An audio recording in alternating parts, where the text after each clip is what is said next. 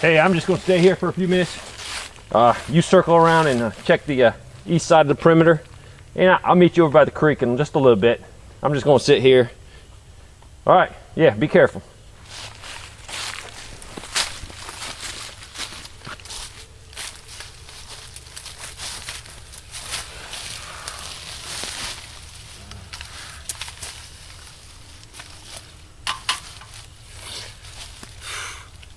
Hey, I'm up here, man. Come on up. Let's talk. I haven't seen you in a few days. I'm doing all right. Oh man, there's a lot happened in 3 days. Whew. Well, you know, the worst thing was the shooting with Dan and the neighbor's kids. Man, I've been thinking, what happened if this would have happened?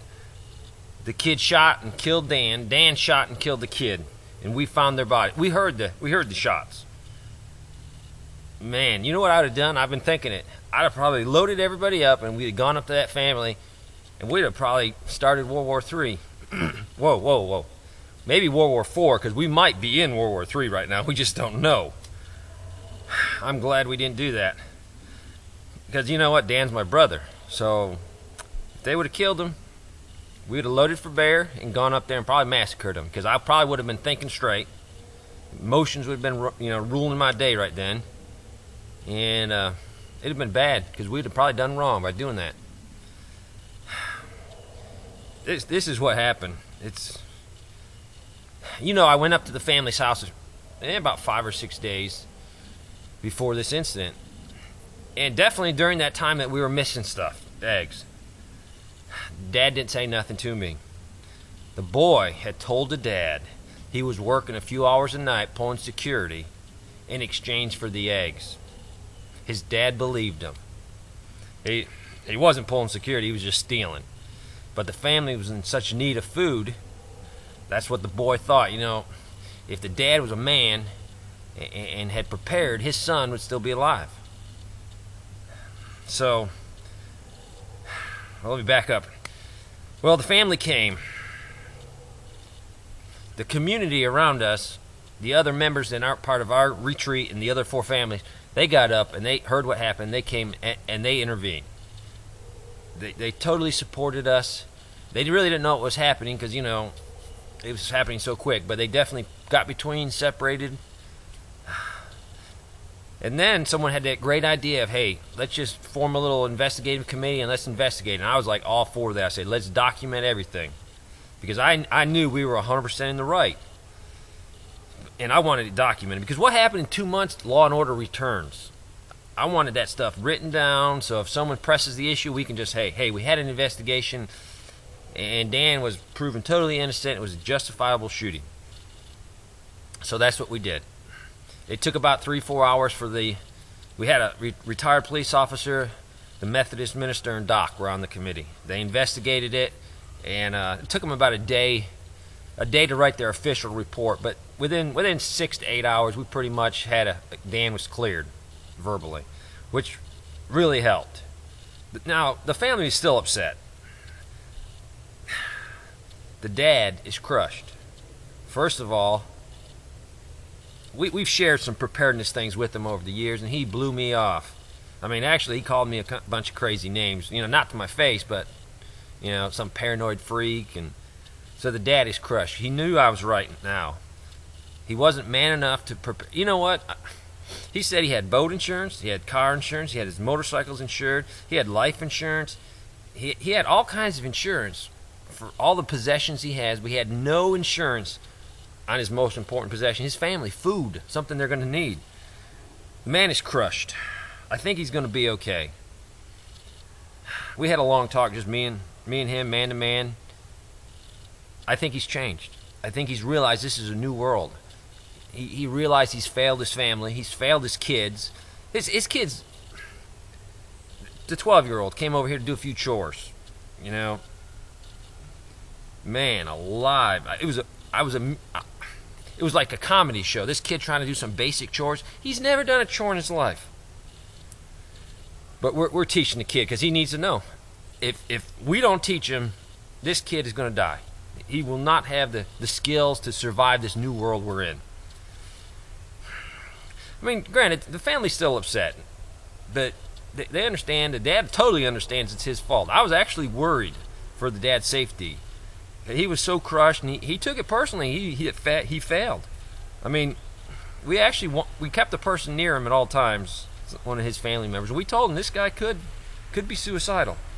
So you need to watch him. And they did. So I think we're over that initial suicidal phase. Dan's doing good. Dan knew it was 100% justified self-defense shooting, without a doubt. That's what I think. There's no gray matter in this thing. The kid fired first. Dan just immediately, instincts raised and fired. So Dan's doing good. Actually, I think it's brought our community a little bit closer together. You know, we got 20 families. We got our 5. We got our 4 that definitely have allies with us, and they have 4 families. The kid we killed, but the rest of the community has really come together. I think it's strengthening us because we're realizing it's just us against everybody. I mean, we hear more and more violence out there. Things are getting more desperate because it's almost January 1st, and it's a long ways to planting season. If we can just make it to planting season, we're going to be good.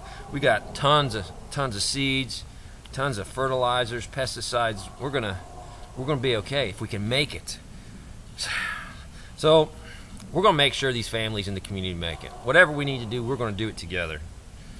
Because we can't afford to be having internal fights. I mean, we could get hit today by a large group, and we need every man and woman in this community to pull together and protect what we have, or else we're going to lose everything. We're going to lose it. Somebody's going to come in and take our stuff. I don't know. We are increasing our retreat security. I was a little lax because I was trying so much to help the community, and I was working on the bigger security perimeter, but we've come back to ours, and we're strengthening it. We're still helping the community. Don't get me wrong. I don't want you to think I'm not helping the community, but we got to make sure I help our retreat first. So, terrible situation, but I think we're going to make it. I think we're going to draw closer as a community. Oh, a big thing has happened. Man, we got a trader coming through now. He came through about 2 days ago. His name's Scott. He knows all kinds of survival skills. This guy, I'm going to hire him to teach us. I'm literally going to hire the man to teach us survival skills, primitive skills. Skills I really didn't learn because I never thought we'd go back to the 1800s. This guy worked at some living history school, I think. But he's so smart. He's trading. So we gave him a list of things we wanted. We gave him a list of things we have extras. He left a couple days ago, but when he comes, I told him he's got a place to sleep. He's got 2 horses and a wagon. I mean, this is an awesome setup he's got. Another thing he's doing, he's bringing us intel. He's bringing us information. And we can send a letter or a note. We have relatives, not too far away, but far enough we don't want to go and see. So we've sent some letters. We haven't heard back from them yet. So I'm really hoping they get through and we get a return so we can find out. Because I got an aunt and an uncle about 40 miles away. Scott says he's traveling about 60, 70 miles, and he's got a bunch of communities making a route. And you know what? No one is hurting him. No one is touching him. Every time he comes into somebody's area, this guy's being guarded. Literally, when he comes into our area, our lookout up there on the road picks him up, gets on the radio.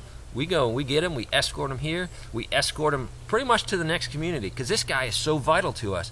He's bringing info. He's trading. He's delivering messages for us.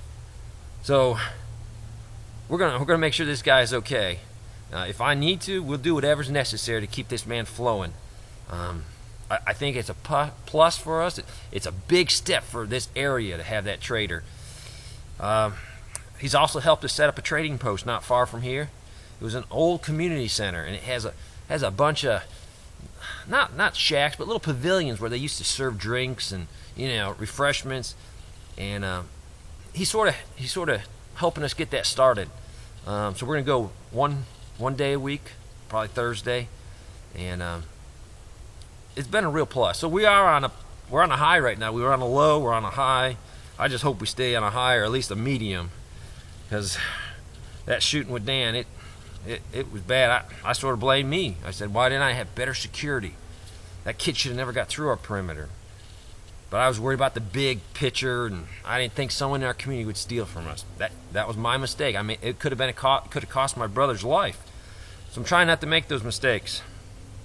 Man, I've been talking a while. We better get up. We were supposed to meet him at the creek, but we better get going. Come on, you come with me. You can walk and talk together. So we got a lot to do, but I think we're gonna make it.